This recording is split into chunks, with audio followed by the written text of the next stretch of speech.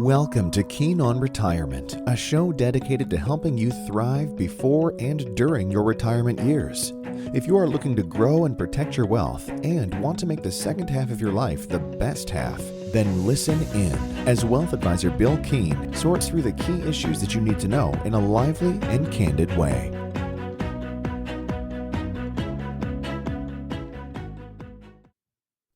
Hello, everybody, and welcome back to Keen on Retirement. I'm your co-host, Steve Sandusky, and with me, as always, is Bill Keen and Matt Wilson. Hey, guys, how you doing today? We're doing good here, Steve. Mid-March, excited about tax season. I guess we're excited Oh, about come on. tax season. Are you serious? Well, we're nerds around this stuff. That's a compliment to, Matt and I and our team when it comes to calculating these things. Yeah, Maybe excited was the wrong word. We're deep into tax season. How about that? that's right. And the value that you can add to clients to evaluate their tax situation and try and minimize those taxes. Mm-hmm. That's right. That is correct. Yeah, that's the part that we think is fun. Yeah. Really. Well, and speaking of fun and taxes, I think we've got a few little interesting tax facts that we'll start off with here, and then we'll wrap up with a few listener questions that have come in over the past 3 weeks or so. So I think each of us have picked a interesting tax fact. So Matt, why don't we start with you today? Sure. Ooh. Yeah. Doing some research here, determined one of the interesting facts here was that in 1913, the United States ratified the 16th Amendment instituting the federal income tax. Now, what it doesn't say is what the top bracket was. So it was 7% on all income over $500,000 in 1913, which would be roughly $11 million in today's dollars. And the lowest tax bracket was 1%. Do you think we're ever going to get back to those levels of that level of tax ever again? Oh, my goodness. Unlikely. Highly unlikely. Yes. Yeah. So my fun fact kind of dovetails off of Matt's, and unexpectedly and unintentionally.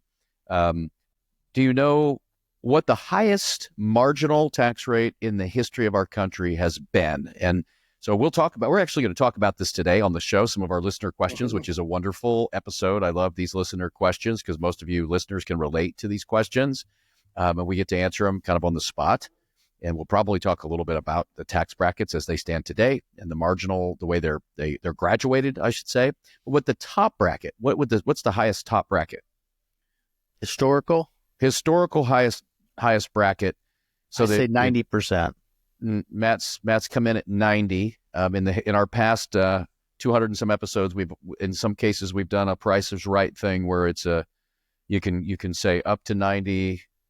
I guess, Steve, or can you guess over? I guess maybe you can. I'm not trying. I'm going to say 105%. 105. Wow. Oh my gosh. Is this Steve, is this predictive? Is this predictive based on our national math debt for you? That's right. You actually have to pay more than you actually earned. So yeah. So I'm asking, is that predictive, Steve, based on our national debt, or are we going to roll back over? I'm just being silly with that. But Okay. I'd go with Matt. I'd say it's definitely somewhere in the 90% range, somewhere in the 90s. Yeah. Yeah. Well, we've all heard that. I think I've heard it. I suppose some of you out there have heard the rates were way higher at certain points in time. And the answer is in 1945. So, handily in during the World War II, the top bracket was 94%. So think about how disincenting that would be to make that, make money up into that bracket. I mean, you have to give 94%. Now that's that's federal.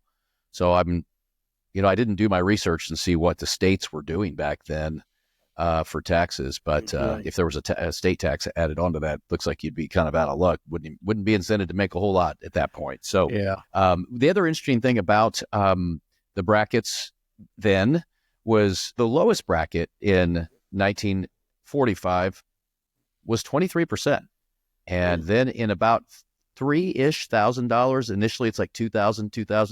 So that was on the first $2,000, and then it ratcheted up, and like every 2,000 it would go up for the next 2,000. Like it went from 23 to 25 to 29 to 33 in $2,000 increments, but it ran all the way up 24 different brackets, all the way up to $200,000 back then. So I didn't run the numbers to see what that would actually be today in today's dollars, a lot, but it went up to the final 24th bracket, 24 brackets, 94%. Wow. So I mean, it'll make what we talk about today. Are we trying to set the stage to make people feel better about what we're paying Sure. today? Is that what we're doing? Yeah, I looked it up. I plugged it in. The equivalent income would be $2.5 million on Okay. 200K. So, I had 500,000 back in 1913, 200K. It's like, well, the brackets aren't quite that, extended to the upside. I mean, I think the highest bracket starts at 650 or 750,000 for married couple. So definitely high, but not quite as high as those previous ones. Mm-hmm. Yes. And our top bracket now is 37%. So That's we'll see as things proceed how that if that sticks around or stays the same or goes down or up. Well, we'll be watching. All right, Steve, what do you got? Yeah, so mine is about Al Capone, the infamous mobster. So obviously he was sort of a bad guy here, clearly a bad guy, but he didn't go to jail for murder or any of the nasty things that he did as a mobster. He actually was convicted of tax evasion, and he was sentenced to 11 years in prison for not paying taxes. So they couldn't get him for all the crime that he committed, except for not paying his taxes. Well, that's a crime. That is a crime. It's not murder, but it's do the crime, do the time. You can get in trouble for that. That's for sure. I suppose did he end up dying in prison? I think he did. Think so. So I guess they got him on one thing or the other. So this is kind of random, but do you remember years ago when Geraldo Rivera did a special on TV where they were digging in like below the hotel or something where Capone would hang out, and they thought there was going to be his treasure or something was going to be in there, and Memoirs. it was this big live thing on national television, and all they found, I think, were like some old beer cans or something. Oh boy. Yeah. Very good. All right. Well, let's dig into a few listener questions today. And the first one that we've got here is a question from Carolyn, and she is asking, what should you do with large capital gains during retirement? Since we're talking about some taxes here, are there some things that we can do once you're retired as it relates to capital gains? That's definitely on a lot of people's minds. There's always, we have with our listener questions, follow-up questions that would clarify some certain things. But, I'm always curious what someone indicates, like what's large, that's all relative. Is it $1 million in capital gains, or is it 200,000 or 50,000? I mean, those are all large numbers. There's just a wide range of possibilities with that. And then two, I take it they're probably long-term capital gains, which would be for investments that you've held for at least 1 year and 1 day. So they're long-term in nature, which qualifies for a preferential tax treatment at the capital gains rate. Whereas if it's short-term, meaning you didn't hold the investment for that 1 year and 1 day, those are taxed at ordinary income. So just like what we were talking about at the beginning of the episode, those are taxed at those rates, whatever bracket you fall into. So depending on what these capital gains are, and depending on what the rest of their tax picture looks like, there are definitely strategies on getting rid of or getting out of capital gains over time. So, there's definitely giving strategies. So that is actually two different ways of giving to family members. Like you can gift $19,000 per year in 2025. So it's per person in 2025, 19,000. Last year was 18,000. So let's say you're married and you have 2 children. Well, you and your spouse can each give independently $19,000 to each one of your children. And then if they're married, you can give it to their spouses. So you can gift a good portion of money with no tax consequences, no reporting issues, none of that if you're just gifting cash. But you could also gift shares. So they could gift those shares and that would transfer that capital gain over to that beneficiary. And then the beneficiary doesn't have to sell it. They could just hold on to it and, away you go. So that is one way, but you could also gift to a charity. So you can gift the shares directly, or you can utilize a strategy of what's called donor advised, using a donor advised fund where you can gift into a type of account and then decide what charities to give to it later. So if you are gifting to charitable organizations, donor advised funds, great tools to minimize capital gains in your tax situation. I love it. And some great ideas. And as we sit here in March of 2025, I know a lot of you, if you're listening to this relatively soon after we've released this, you may have already filed your taxes, or you're getting close to it. Some of you will extend. And by extending, when you extend your taxes, you still have to make a good faith estimate to pay what you think you'll owe before April 15th, and then shore up with the government with details by October. But nonetheless, you've just reported 2024's rules. So making that clear when it comes to capital gains, we've been talking a little bit in our intro, I guess, about some of the tax brackets over the years. And capital gains have different tax brackets than your typical income, your earned income, which is interesting. So just to give you an idea, in 2025, so clarifying, in 2025, so the numbers that you would be filing this time next year for 2025 taxes, if you are married, filing jointly, and you could make up to $96,700 of capital gains and be in the 0% tax bracket, would pay no capital gains tax. A lot of people don't realize that. And then from 96,000 up to about 600,000, it goes to 15% capital gains. Long-term now, this is long-term gains, like Matt mentioned, you held something a year and a day. And then anything over 600,000 goes to 20% capital gains tax. And so that is something to be aware of. And now it gets complex when you have other income coming in. So if you're retired, this particular lady that asked the question, she's retired. She might have, if she had no other income coming in, but a lot of capital gains, as she said, she could choose to sell enough that only trigger enough income to be in the 0 bracket, at least federal bracket. So interesting to be aware of those things. And then this is also creates this cascading effect. If you have a pension or Social Security or rental income of something like that, you have to be aware of IRAs you're pulling money out of.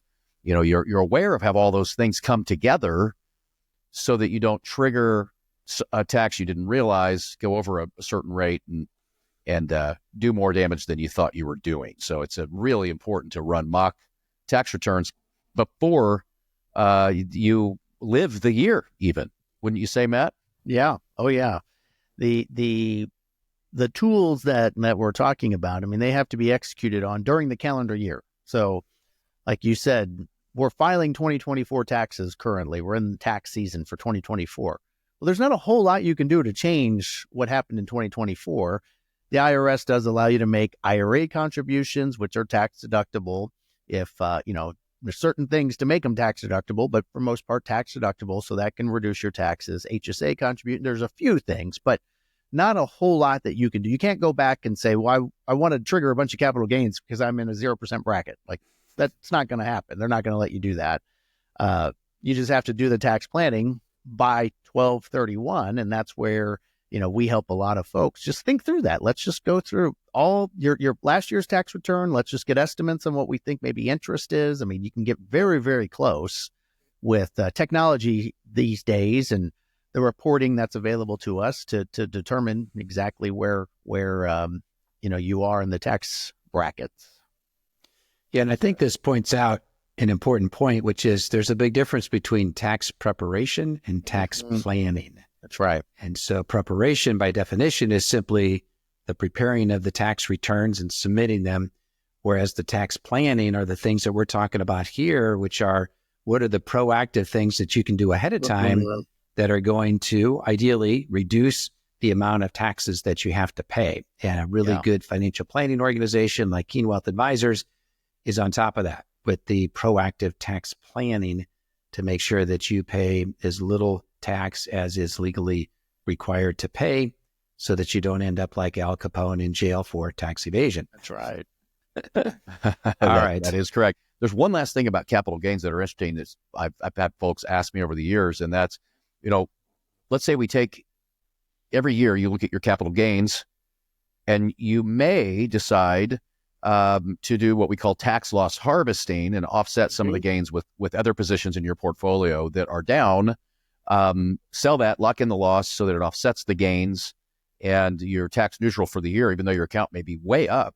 And then the losses that you sold, you're not just selling that, putting it under the mattress. You're making a very smart and prudent, very similarly kind investment back into another investment almost immediately, so that that will rebound. You have to hold that for at least 31 days before you can go back into the exact position. So it's a strategy that's very obviously very proactive and thoughtful, and you do it right. We do that here at our firm, Keen Wealth. But I've been asked many times, you look at all the capital gains and losses that you did take for a year, and you can offset all the gains and losses. And we could get into short and long and all that. We don't need to go there today. There's a little bit of something to that. There's the shorts offset the longs, and the longs offset short. But you can only deduct. You could have 100,000 of gains and 500,000 of losses. Now, I'm not suggesting that here that's what we do at Keen Wealth. Let's say somebody else was referred to us and they had a lot of losses, 500. Let's say a lot of losses, and $100,000 of gains. Well, the gains would offset there would be 100,000 of those losses that would offset the gains. So that would be good. They'd be tax neutral. But the other 400,000, you can only deduct up to $3,000 of that. So you can only deduct up to $3,000 of losses, and you have to do what they call carry forward those losses on your tax return. So when a client gets referred to us, we're going to be, and I say referred to us because once we have someone here as a client, we know these things going forward, but we're going to be paying close attention when they get referred to us. We get the tax return and see what kind of losses they have they're carrying forward. So we're aware of that and able to use those when necessary. Very good. So a second question, I think a little bit related here, is about charitable deductions. And so the question is from Jim, does Keen Wealth facilitate charity donations of appreciated stock? And what are some of the pros and cons of those donations? Yeah, the answer is yes. And, as I mentioned, we can send shares directly to a charity. I mean, most of them can set up a brokerage account and they can accept that as a contribution. And, depending on the nature of the donation, if it's an investment with a long-term capital gain, you get the full value. If it's a short-term gain, you only get the basis. So there's some kind of nuance to that. But yes, we facilitate that. Or you can donate the shares into a donor advised fund, as I mentioned. So you're not designated a charity yet. You can designate any charity or multiple charities at some point in the future. And that's very common for folks to use that. The pro is definitely one, you get kind of two benefits. You avoid the capital gains tax because you didn't sell the shares. You just transferred them. And then two, depending on your itemized deductions, but the idea is you would do enough of that to itemize. So you would get a charitable donation deduction off your current year tax return of the year that happened based on the dollar amount and, everything else that's added to your itemized deductions. I would say the con really is more so is like you do this because you want to give to charity. You don't do it to minimize your tax burden because you're giving away $1 to save, maybe 40 cents or 30 cents. It's not a, hey, I donate this and I get a multiple of my donation. You don't get that. You just get a percentage of it back. So it's more about, hey, do you donate to charity? Yes or no? Yes. Okay, great. Let's see if there's a way to optimize how you're giving to charity and, maximize your tax deductions related to it. I love it, Matt. It's I don't want to say it's funny, but it's interesting. Okay, when we'll have someone call and they'll say, "Hey, we just got a shock. We talked to our CPA and maybe they're a business owner, or they have some farm and different things like that." A lot of times it's that, right? It's the business owners' farms. There's a lot of moving parts that we have to rely on others to provide us here. The typical things like we're talking about now, pension, Social Security, investment income, all these things that we can see and truly plan for.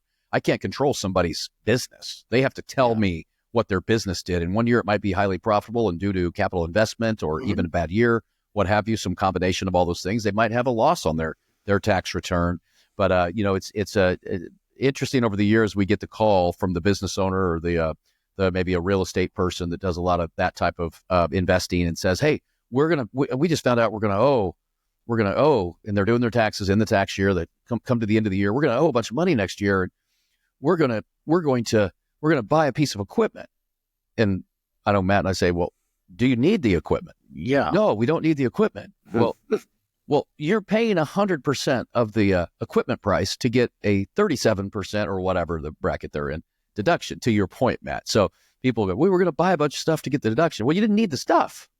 So now you got spending more money than the tax bill. A bunch of stuff now you didn't need. Now, I guess suppose if you needed the stuff and it was within the law, excellent, right? But so, we got to think through this stuff. And hey, that's why people have good quality advisors, is to bounce these things off of them and help them think through it and to get clarity on, when it makes sense and when it doesn't. We're very respectful about all this. Of course we are.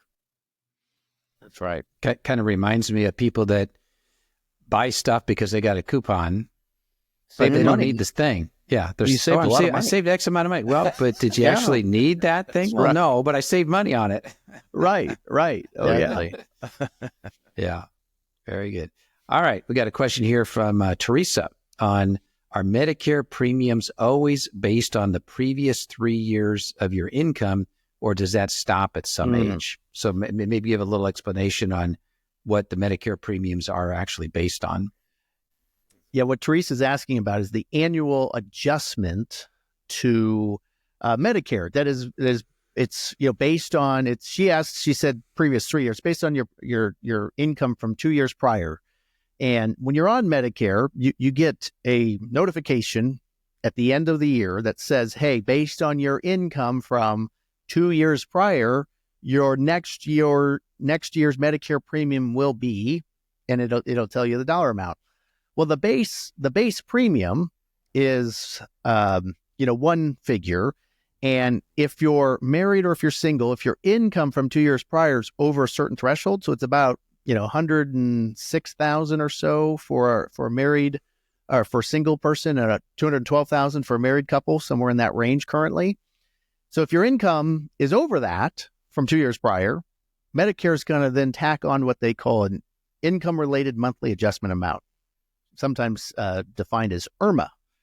And so you have these IRMA calculations, and they happen every single year for the rest of your life. Now, it resets. So if your income then went down the next year, then that calculation from 2 years prior would adjust lower. So it doesn't just tack on the surcharge for the rest of your life. It just gets recalculated every single year based on income from 2 years prior. And does a large capital gain, is that counted in your income for this Medicare calculation? It is, Steve. Yeah, that's correct. Okay. Not taxed as income, but it's counted as income. That's correct. It's counted as income that might go to increase your Medicare premium. Yeah. Okay. Mm-hmm. Yeah, they use what they call modified adjusted gross income. So adjusted gross income is, it's income that's adjusted based on a few deductions, kind of above the line deductions, IRA contributions, 401k contributions that are tax deferred, those kind of come right off the top. But modified adds back in tax exempt interest. So you can have interest from municipal bonds. That's where the most common place you'll see those, that they pay a lower rate of interest because you are getting a tax benefit from it from a federal level and occasionally a state level, depending on the state you live in and the state those bonds are at. but it's tax exempt. But for this calculation for Medicare, they add that back in. So even though it doesn't change your tax return bill, it does affect your Medicare surcharges. Okay.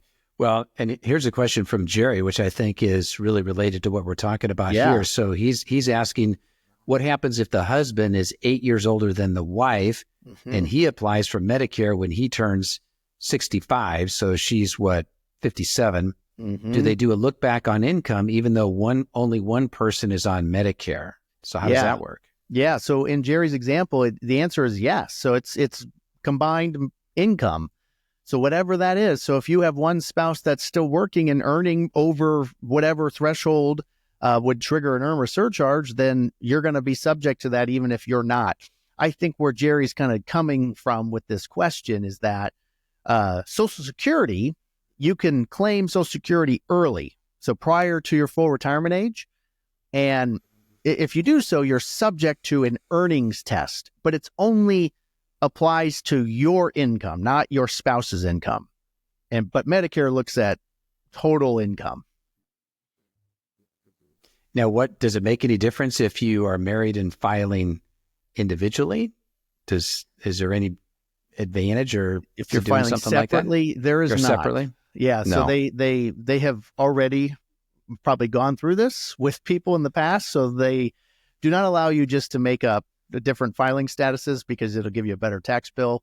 You know, they cut they look at it that way too. So okay. I'm impressed, Matt.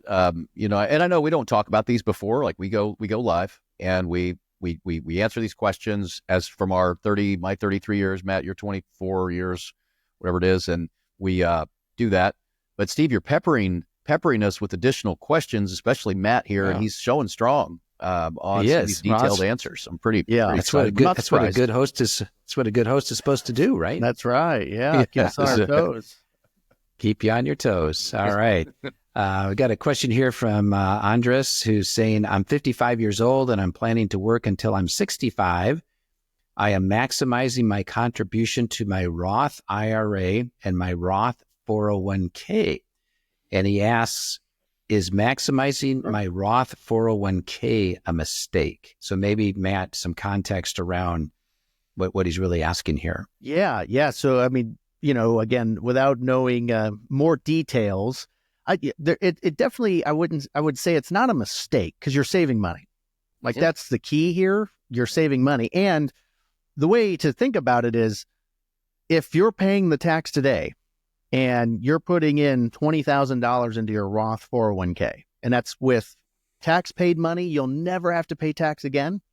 But let's say you change it to tax deferred, meaning you're going to get you're going to put in $20,000, but you're going to get a current year tax deduction for it. So it's going to come off your current income. And that $20,000 may only be $18,000 after taxes when you're retired and you pull the money out.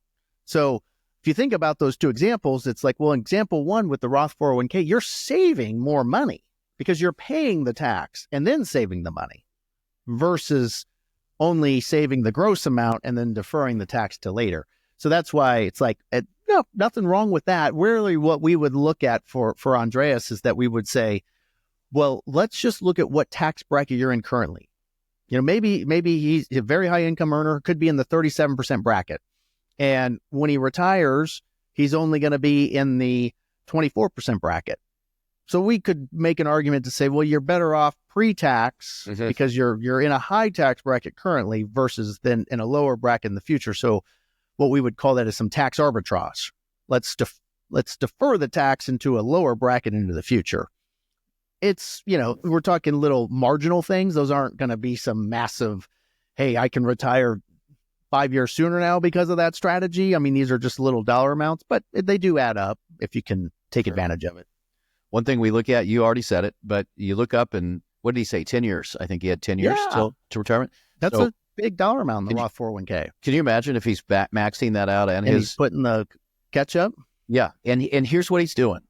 So, yeah, we could run the spreadsheet like you just said, the arbitrage. Now, we're assuming what rates will be later. Well, we don't know. We think we know. We think they'll be less, but we don't know that 100% for sure, of course. But you think he what I call it, like kind of brute force pays the tax on that money, and he looks up 10 years from now and he's got, I don't know, what would it be? Yeah, $300,000 or $400,000, $500,000, $600,000, yeah. $700,000, some number, if it's been on the returns, over $500,000 sitting there in a tax-free account.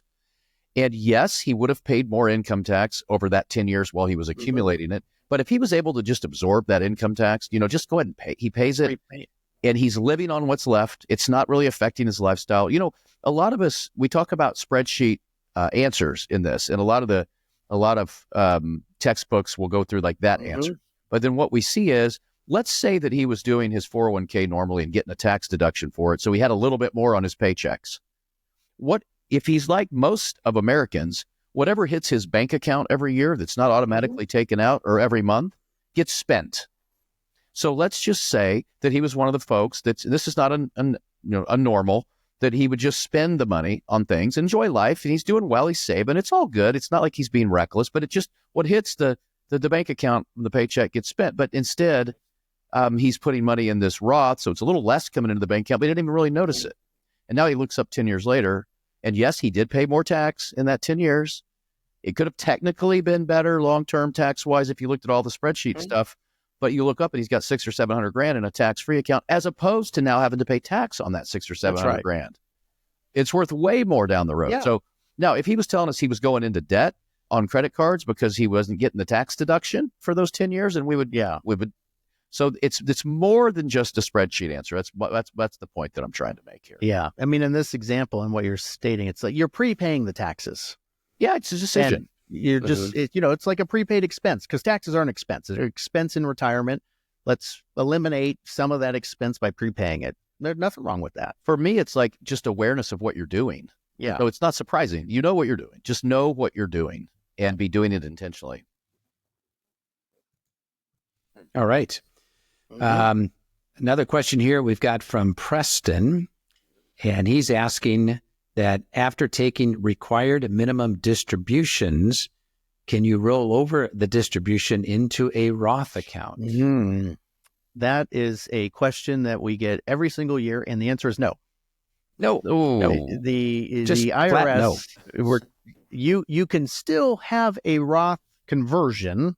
That's what Preston is referring to, where you take money out of your traditional IRA and you convert it to a Roth IRA. IRS lets you do that no matter what your age. However, when you're at the age of which you have to take required minimum distributions, which is age 73 currently, and you have that requirement. Let's just say, for example, that requirement for you is $20,000.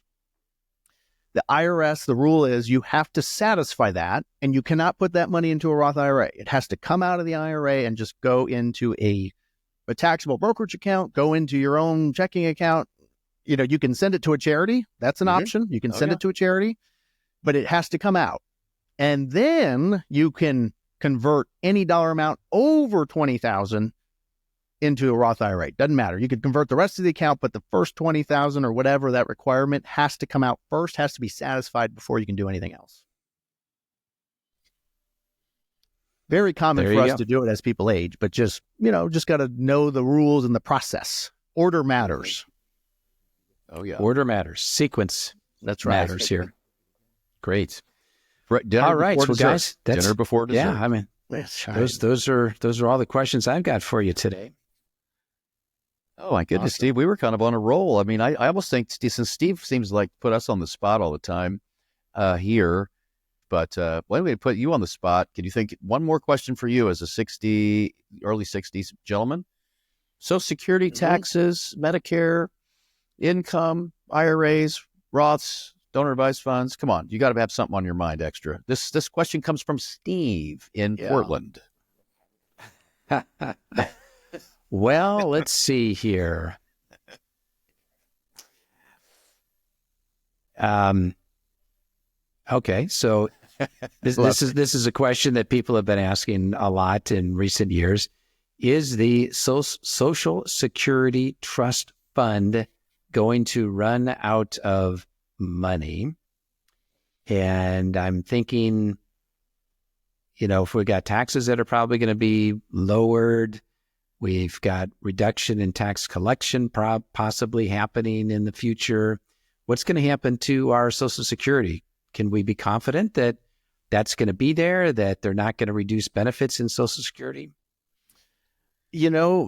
Time will tell. Of course, we don't have a crystal ball. The way I like to think about it is that it is a very it's a very hot issue among many voters. Like, many voters might be a one issue vote, and that could be it. Because it's important to a lot of people, and I think any politician who is just adamant that Social Security has to go away and or be reduced for current beneficiaries. So we're talking about people who are currently receiving it.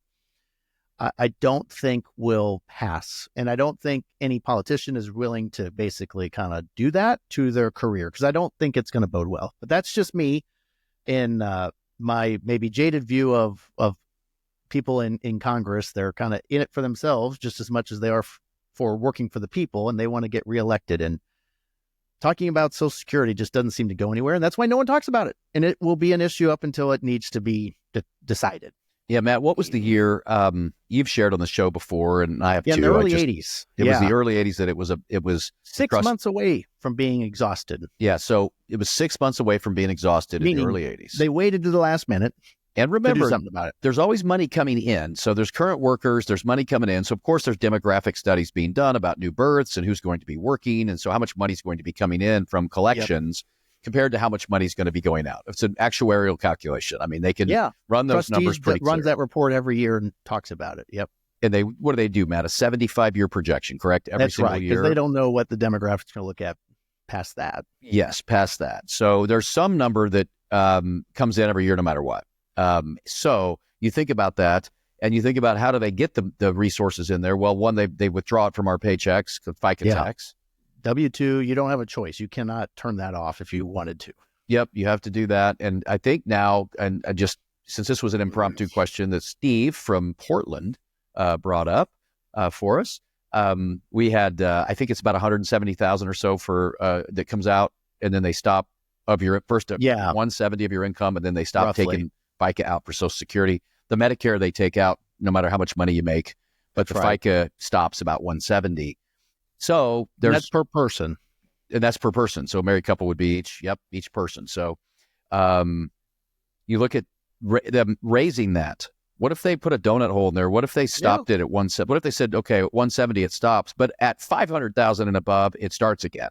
Mm-hmm. So they don't hit the people that are, more quote middle class, if you will, or that income level is people over 500, grand or something like that. Or they let it run and clear out like they do Medicare all the way up. That's possible. Yeah, and it's a lower overall rate, even though it might be more tax for higher income people. Yep. Or they extend the full retirement dates, which seems almost impossible that they don't do that they don't extend the rates. And then finally, if you make, let's say that you make over $1 million a year in retirement, maybe you start getting phased out. I mean, they already do it with the taxation of Social Security, but maybe you start getting phased out if it really came down to it. If these other two things I mentioned didn't work, they said if you make over $1 million a year. Now, I don't know what the base of people that make over $1 million a year over 65 is. I don't know if that's really going to move the needle. Yeah, as big as we think.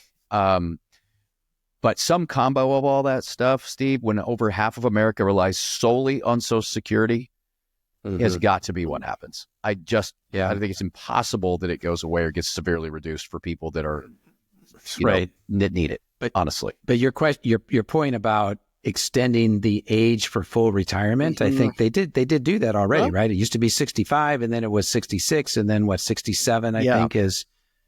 But I mean, if you're going to do that, you better give decades advance notice of that, because if I'm just turning 67 and I'm at full retirement age or 66, I don't want someone when I'm 65 to say, oh, we've just extended it by 2 more years. Sure. I mean, you got to give people a lot of advance notice on something like that. They did. When they changed it, it took, I think, almost 30 years to be phased in completely. It was a long-term. Now, they also instituted, this was the big thing, to really solve the problem. Social Security up until that point was tax-free for everybody. And that's when they instituted the tax on Social Security via the provisional income calculation, where, it's a sliding scale, which has never been adjusted for inflation. So the scale's pretty low. But if your income's under a certain dollar amount, then is zero tax on Social Security. And then as your income increases, then it gets up to 50% counts as income, up to 85% counts as income. And that was immediate. That was not phased in over time. Right. That came in pretty quickly. Yeah. Good. So Yeah. there, All right. Steve from So Bill, Steve from did Portland. did Steve from Portland ask a good question there? Yeah. Yes, he did. I love it. All right. We had a lot of fun on our episode today, and we kind of were impromptu with some of this, which makes it even better. Well, they're all impromptu, so I guess they're all better. But we're just trying to share our experience with you all and what we see day in and day out at our firm and our all of our advisory team, and Matt and I getting to sit down with folks, with real folks, real assets in the trenches, making decisions every single day. And when you think about the cascading effect, I always say that the cascading effect of one decision that you make on other parts of your financial life and plan, that if you weren't studied on this, you would have no idea that this one decision over here to the left affects 2 or 3 decisions way over to the right that you're not thinking about. And it might not even be this year that it affects those things. It might be 3 years from now or 5 years from now, or when one spouse deceases, or there's so many pieces to these puzzles that we help folks put together. That a good fiduciary, not just us, I suppose, good fiduciary advisory team that really is doing this planning now. You really got to, it's one thing to talk about it on a program like this and bring it all out there. Oh, and maybe do it. Some firms I've seen say they do this type of stuff for people, or maybe they do it up front until they get their assets. And then once they have their assets under their control, they stop doing this planning, or it's not quite as robust as it was before. We see that all the time with folks that get referred into us.